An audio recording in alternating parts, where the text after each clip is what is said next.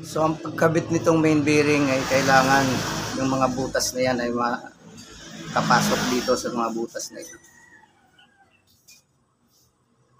Ito ay may lock. Yung labi na yan, dulo na yan. Ito ang pinakalock niya.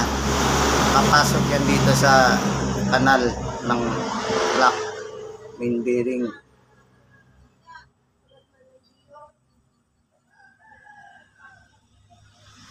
So ayan, dapat nakatapat yung mga butas na yan. Sidaanan niya ng aside. Lahat ito may butas.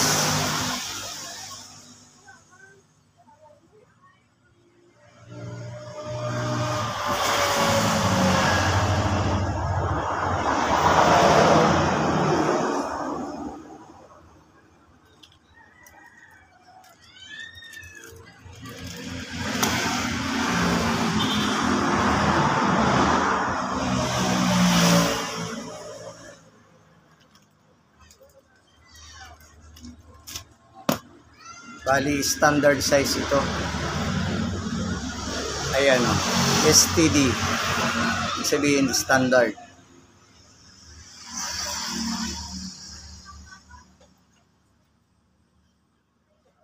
Okay. Okay, next is truss washer. So, tingnan natin kung parehas. Yung luma. Siguruhin natin. Tanggalin natin sa kanyang karton.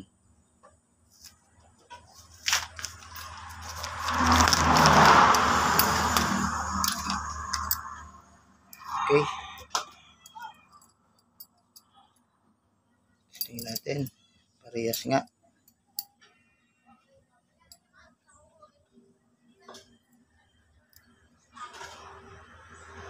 Okay. Standard din. Okay. So dito ito ilalagay side truss o truss washer. Paglagay naman ito ay hindi pwedeng baliktaran. Kasi dito wala siyang kanal. Plain lang siya. Itong pinaka-importante diyan, itong kanal na ito kasi dito papasok yung lubrication. So kinakailangan dito yan sa labas. Ganyan, hindi pwedeng pupunta rito. Kasi pag patalikod, hindi papasok yung oil. Masisira yung side truss ng sigunyal. Kailangan ganyan yan. Sigunyal dito, side truss. Para pag ikot, may susupply na aceite or engine oil.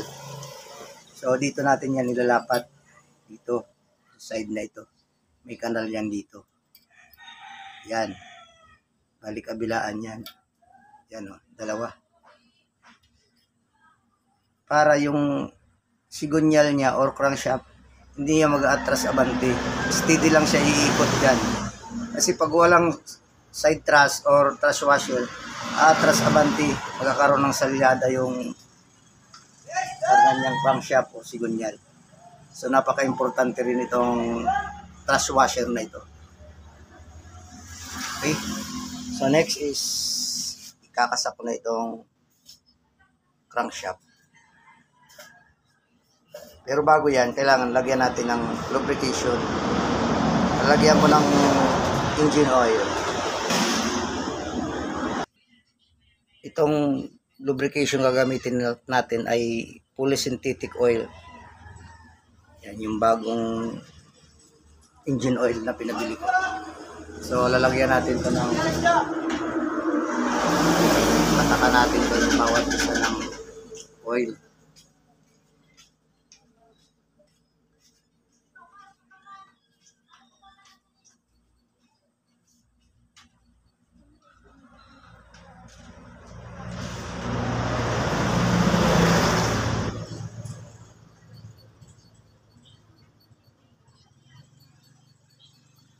Alright. Huwag na natin siyang kakalatin ng kamay. Yun na yan. Itong side truss washer, patakan na rin natin.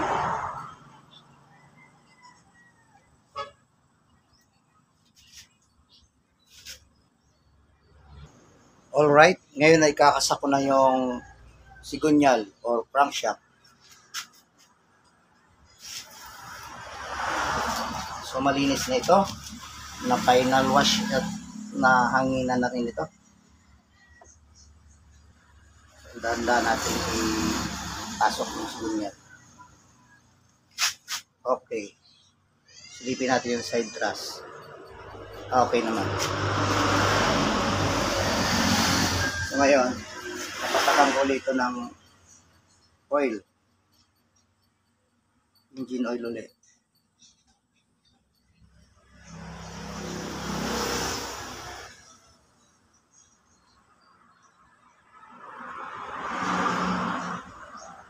Lagyan natin itong butas para may laman.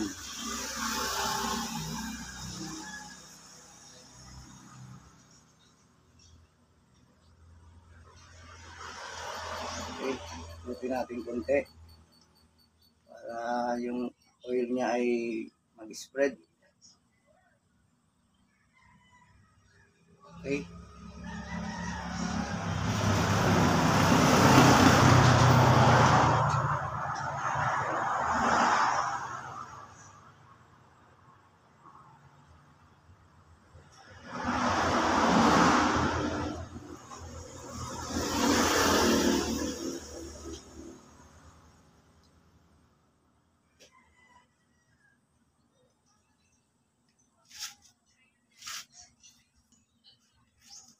Itong main bearing caps ay wala nang butas yan. Kasi cap na lang ito eh. May butas dito yung black. So yung bearing niya ay wala ring butas. So siyempre lalagyan natin ito. Bali 5 piraso ito. Main bearing cap. Main bearing caps. So ayan. Of course, bago natin ikabit yung mga main bearing caps, kailangan lagyan natin ng lubrication, another lubrication.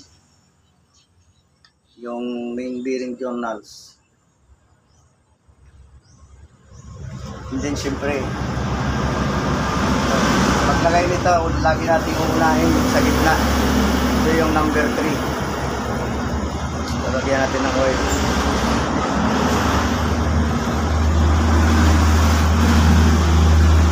Yung lock na yan ng bearing, eh kailangan may tapat din yan sa lock doon sa kabiyak, sa block. So ganyan ang posisyon yan. Lock to lock. So may lock dito, may lock din doon yung kapiraso. So, hindi mo pwedeng papunta dyan kasi kakabaliktad, iba yung kain. Tsaka sisikip. So lagyan natin ito ng dalawang bearing cap bolt.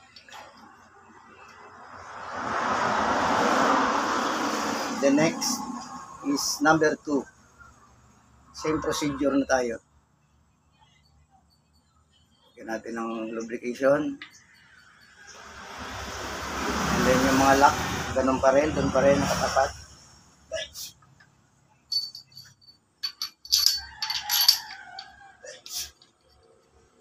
Okay, next na ito. Saka itong may dalawang truss washer ito. May side truss dito. Truss washer dito yan nakalagay. Ito. Hindi ko pwedeng paganyan. Kasi pag paganyan, kabit, matatakpan yung, walang dadaanan yung engine oil, yung lubrication. So baliktad, mali yan, mali. So, ang tamang pagkabit nito ay pataob. Nasa labas itong kanal na ito kasi dito dadaan yung lubrication niya. So, parehas lang yan, baliktaran, kabilaan. So, lalagyan natin ulit ng oil. Ganun pa rin, yung posisyon niya, yung lock niya. Kailangan nakatapat din sa lock doon. Bila. So, ayan.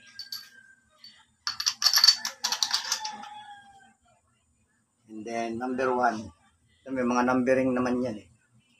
Kaso yung posisyon, hindi pwedeng talikuran, baliktaran.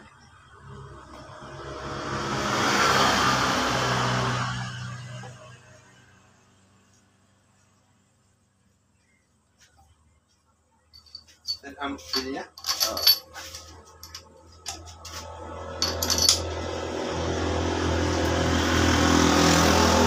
And the last one. Ay, bago na yung tiro. Bago. Number 5.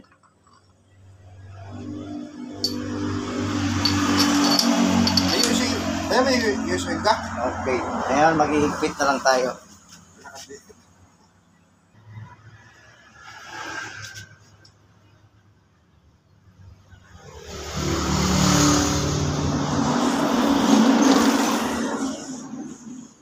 Suabe.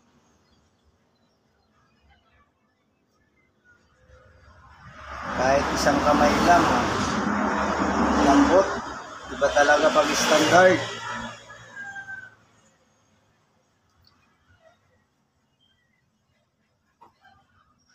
Suabe.